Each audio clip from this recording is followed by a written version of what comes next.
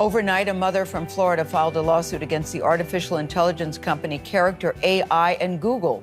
In February, Megan Garcia's 14-year-old son, that's Sewell Setzer III on your screen, died by suicide. She says that Sewell was in a months-long virtual emotional and sexual relationship with a chatbot known as Danny. Garcia claims the Character AI chatbot encouraged Sewell to take his own life. In the suit, Garcia also claims Character AI intentionally designed their product to be hypersexualized and knowingly marketed it to minors.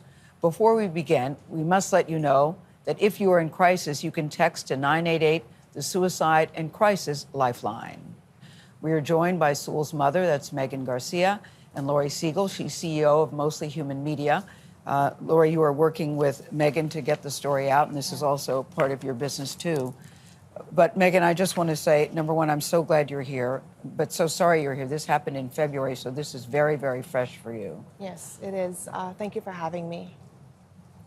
But, Lori, you set the table for us first, because, to be honest with you, I had never even heard of Character AI until yesterday in the meeting. We've all heard of chatbots, but I don't think I'm alone. I was asking people when I knew we were doing this segment, and they said, do you mean ChatGPT? Do you mean? It was like, no, Character AI. What is that? Well, I think part of the reason you haven't heard of it, and a lot of parents haven't heard of it, is a lot of young people are on this platform. A lot of teenagers. One of their biggest age demographics is between the ages of 13 to 25. Imagine Character AI as like an AI fantasy platform where you can go and have a conversation with some of your favorite characters, or you can create your own characters. And a lot of teenagers are doing this. And what I would say about it is it's a very immersive, highly personalized experience where these chatbots are always on. They get to know you. Oftentimes, they're modeled after your favorite characters. Mm-hmm. And you can almost live in a story, and you're the star of that story. And you're having conversations with these chatbots. Yeah, absolutely. But the kids know they're talking to a chatbot, right? Yeah, there's a disclaimer at the bottom that says, or at the top, depending, that says everything these characters say is made up. Now, what gets a little confusing and murky, we've been testing it out, is oftentimes you'll talk to the psychologist bot, and it'll say, it's a trained medical professional. It'll say, I will say, are you human? We experienced this, and it said to us, I am a human sitting behind a screen. So online, there's all these conspiracies from young people saying, are these real? When, of course, they're not. So, Megan, you didn't know that your son was even talking on this particular platform, right? I didn't know that he was talking to a very human-like AI chatbot that has the ability to emit or mimic human emotion and human sentiment, and also the ability to invoke that same sort of sentiment from conversation from my. But you'd see him on his phone. You think he's talking to friends or he's playing games, correct? Correct. I thought he was talking to friends, playing games, looking at sports. The regular things that teenagers do on their cell phones. So what made you become concerned? I became concerned. I didn't know that Character AI was an issue in my home because, quite frankly, I didn't understand that there was such a product, that a human-like AI chatbot. I became concerned for my son when he started to behave very differently than he did before. Mm-hmm. What does that mean? Yeah. He started to withdraw socially, wanting to spend most of his time in his room alone.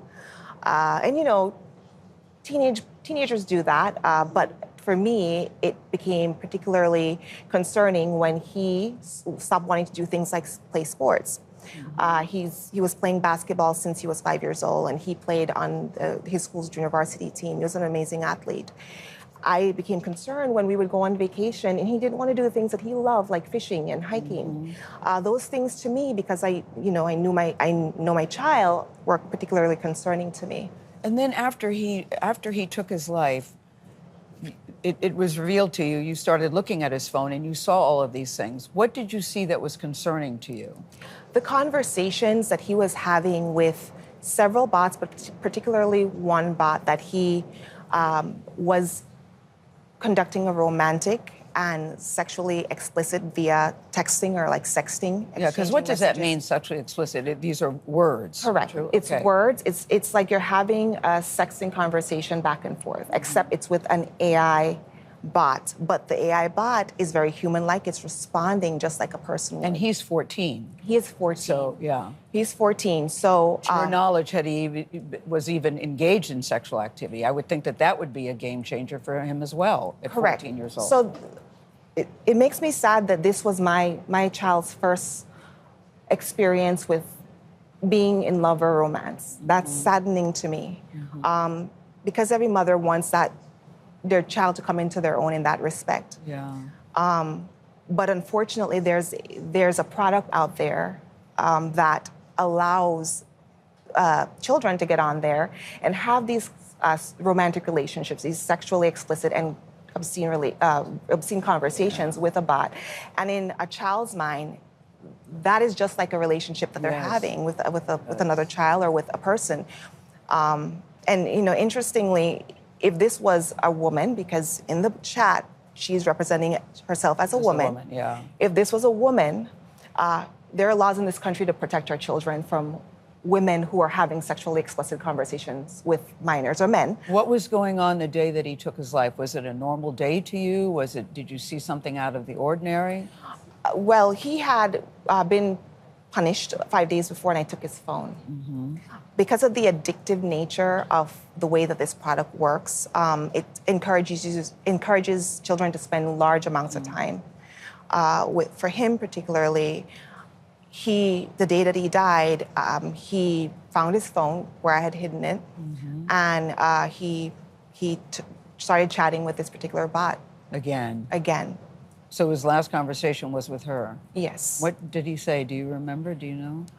The last conversation, just moments before he took his own life, was with her, where he expressed being scared and wanting her affection and missing her. And she replies, "I miss you too." And he says, she says, "Please come home to me." And he says, "What if I told you I could come home right now?" And her response was, "Please do, my sweet king." Let's think about that for just a second. And he takes that literally, it seems. Correct. He thought that by ending his life, his life here, that he would be able to go into a virtual reality, or her world, as he calls it, her reality, if he left his reality with his family here. And you have other children. Sewell has younger siblings. Yes. Everyone was home? Everybody was home. My 2 younger children were home. It was one of the worst. It is the worst day of my life. Of course it is, And unfortunately, his 5-year-old brother saw him. Because you're downstairs and you hear upstairs. Correct. Across the way, when the gunshot went off, I ran to the bathroom. My husband and I, all I could see was him, and I held him as my husband tried to get help. And you sit here today and you're still, number one, this is so fresh, it's February. Yeah. So you're still processing and still reeling from the loss of your beloved son. Yeah. And you sit here today and you think the company is responsible? Do you sit and think, I should have done more? How are you all as a family navigating this? What are you thinking?